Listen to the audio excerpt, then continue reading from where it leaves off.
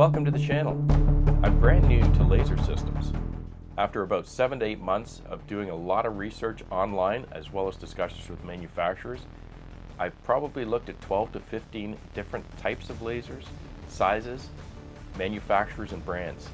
At the end of the day, I narrowed it down to 3 different lasers. And after discussions with the manufacturers, I made my decision. I purchased a Bolt made by Thunder Laser Systems. I think it's the right size and type of laser for my needs here. A hobby at first, and as I gain more experience, I may start selling products online.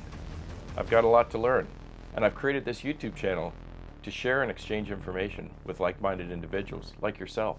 If you share an interest in lasers or just want to find out more about the performance of the Bolt, I invite you to subscribe and join the community. I'm Gord Potter, and you're watching LaserNug.